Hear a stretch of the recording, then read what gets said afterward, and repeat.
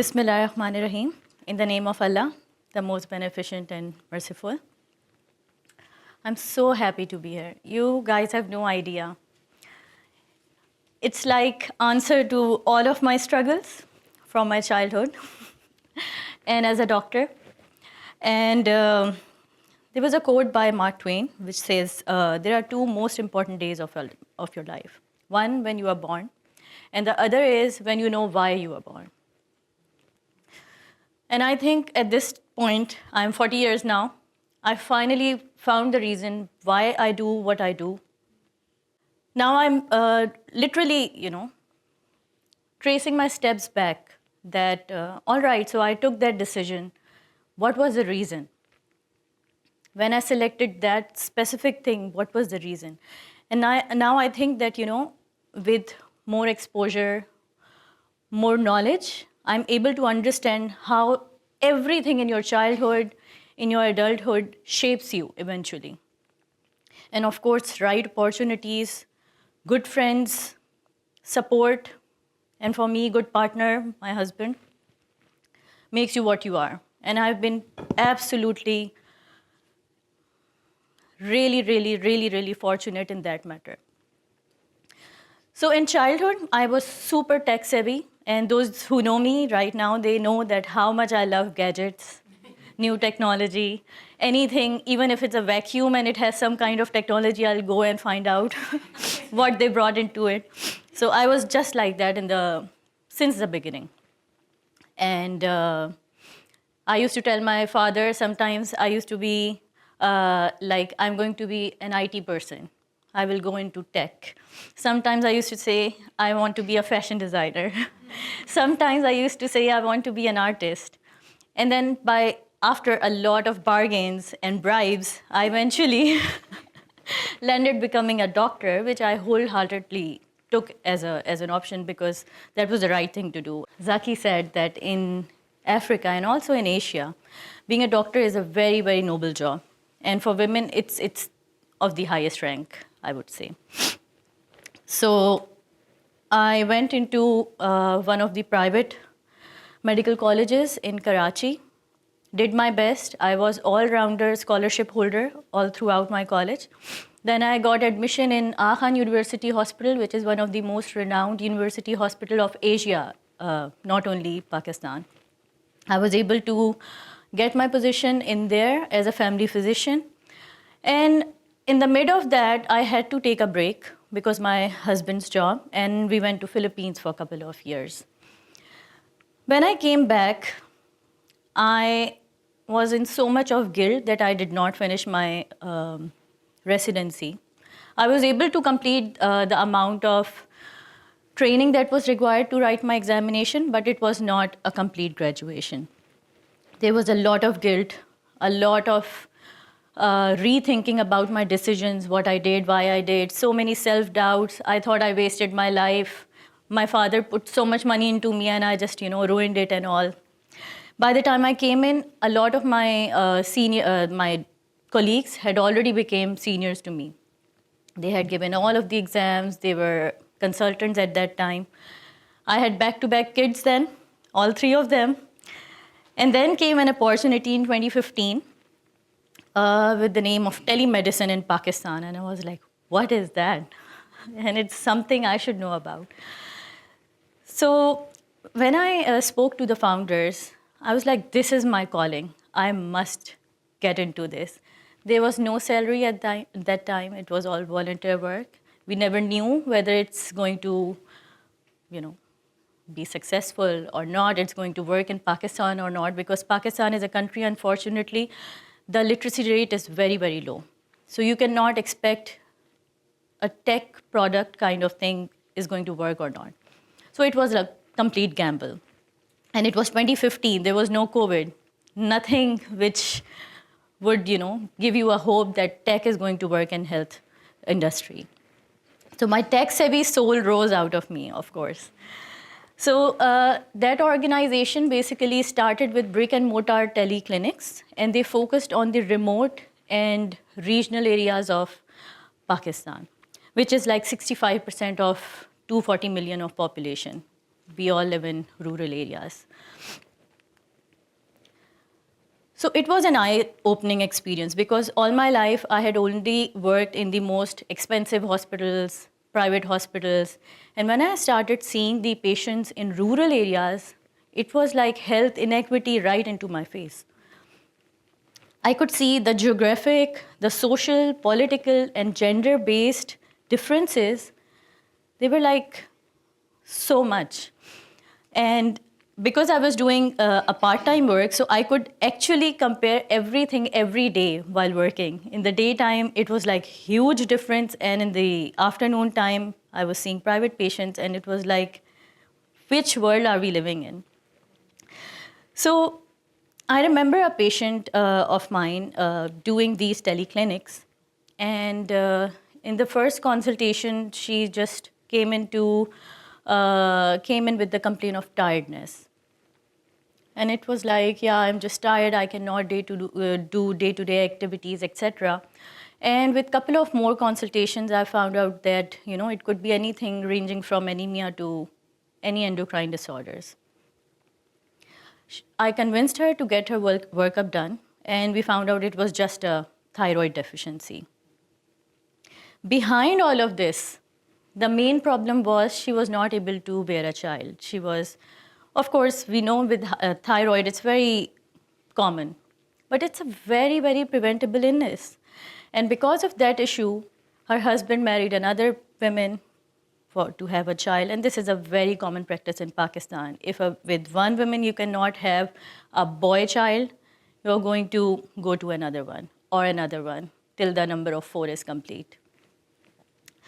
So one was that case, and so many cases where the women would not even come to those teleclinics. It was right in the center of their colonies.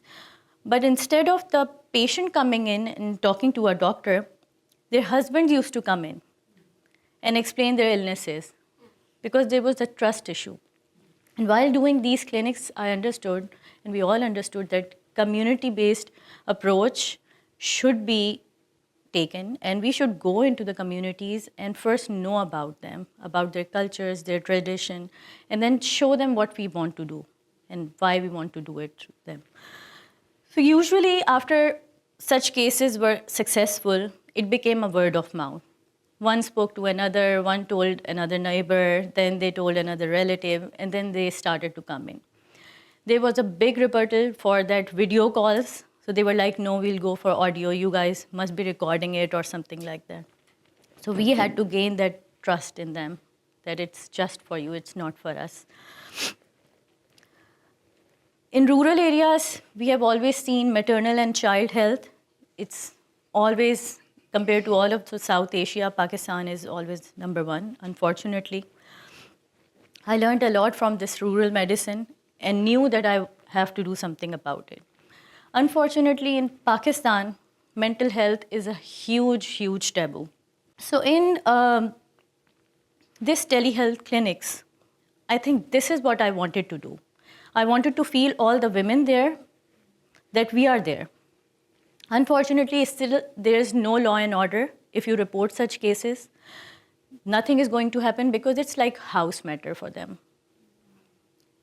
Even if we complain and call someone about it, it's not like America or Australia. I see a huge difference in Australia while I'm working there, that a lot of women come in and tell me about the domestic violence, and they know something is going to be done. In Pakistan, still, we are in 2024, you cannot think about doing anything. You just need to run away. So this is what made me. This is what gives me my purpose in my life. And till my last breath, I'm going to work for it. So after building trust in a lot of women over there in telemedicine clinics, in the brick and mortar clinics that we used to work to, I started to go beyond being a physician, and I started working on the electronic health record systems. I started training doctors. I was part of the hiring project as well. Then I started working on CMEs for the doctor's education, because I thought these things are not taught. These are in between the line things that someone needs to tell separately and be vulnerable while telling them. And thankfully, I was able to find those people amongst other female doctors who were actually resonating with us. And they were very, very open to help all of these rural women. So then COVID hit in 2020, March, I believe. And my organization at that time, we were very much ready to pivot from what we were doing towards the COVID requirements. And of course, we did it really nicely. I think we were one of the only organizations who were collaborating with the local and international organizations right away. We started hiring more doctors, and I think within 6 months' time, we trained more than 500 doctors who were volunteering most of the time. Even I was doing overtime all the time. And the appreciation that we used to get from our patients, that used to make our day. We never cared about salaries. And at that time, it was like peanuts. But nobody ever sounded anything because it was way beyond what was required at that time.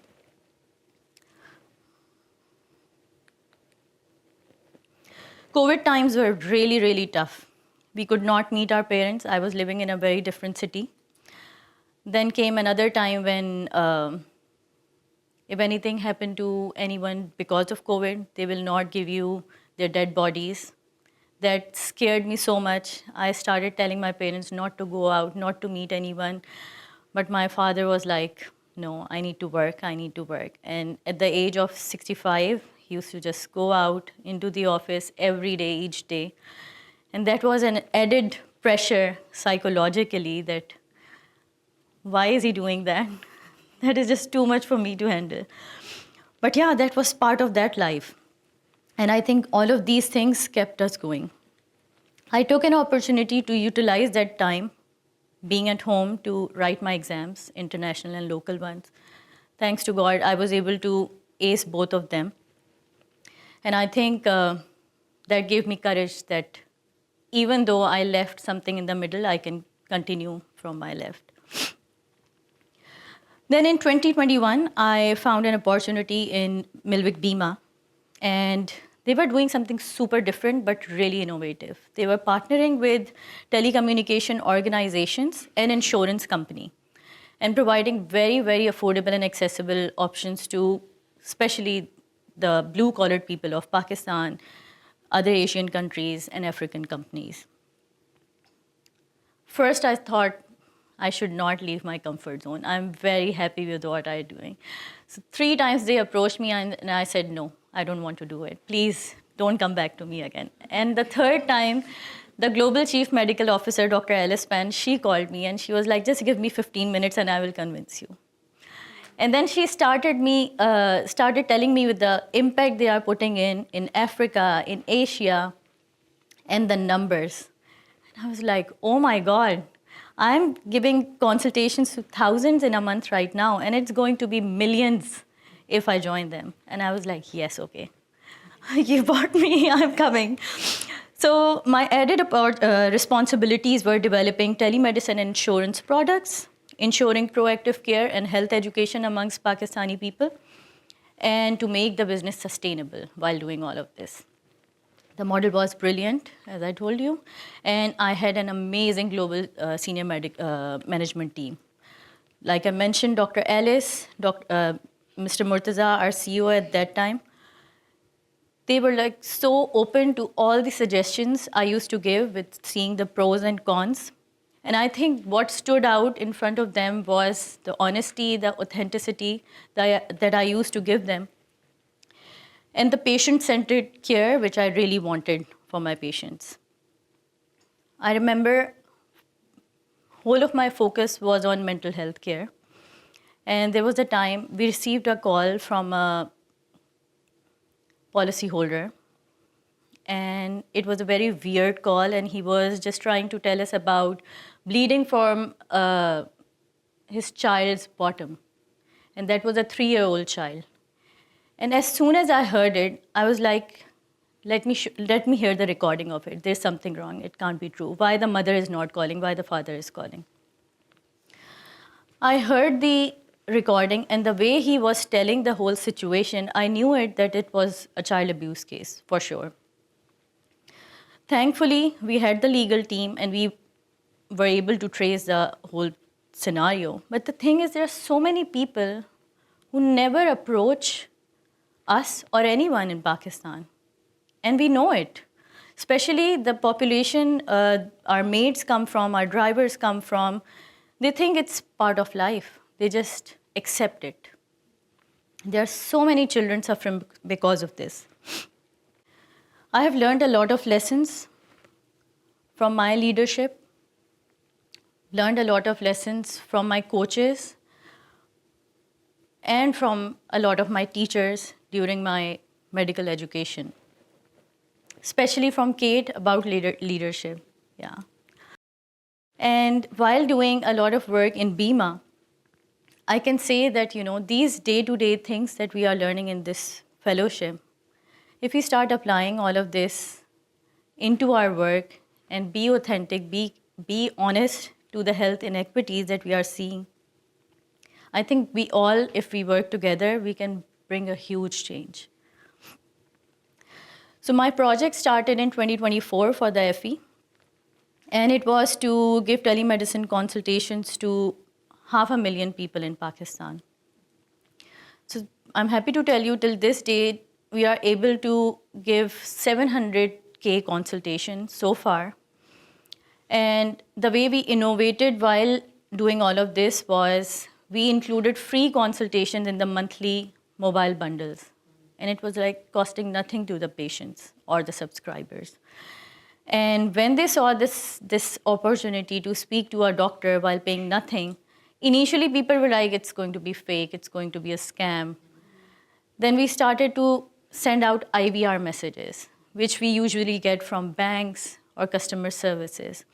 And that was a very short message from a doctor so that they would listen and, we catch their attention. And it was about their simple health-related issues. As soon as we went on mental health, it clicked everyone. And we had to hire more psychologists to cater all of these patients. Because telemedicine is a very good way for mental health patients because you stay anonymous. You don't need to go anywhere. You can speak through the phone without facing anybody and say whatever you want to say without any fear because of the taboo and all. We had so many cases via those calls, ranging from porn addiction, ranging from maternal postpartum depression in which she wanted to kill her own child, from a university student who called us after receiving the SMS and told us that I'm just about to go and finish my life. And it was just because of some of her friends were blackmailing her with some pictures and all. Our excellent team of psychologists are able to give cognitive behavioral therapy to those patients, support those patients, and where required, report those patients to the authorities. Even with all of these achievements, we have barely scratched the surface. We have a 240 million population of Pakistan, and at Milvik Bima, we have 6.5 million population that we are serving. And the mobile penetration is 75% in Pakistan. So there is a huge room where we can still work. And not only in Pakistan, since our presence is in Africa also, and in other Asian countries also, we can still work a lot. And like we discussed that day, that innovation does not want to be something new. It's just how you do things better. It should be just simple. And this is what we are providing, just a simple phone call, even from a small feature phone. Does not need to be a smartphone. There's no need of internet. And I'm passionate about this. I think this is my purpose. And making sure that everyone has a support, everyone can reach mental health support is one of my purpose.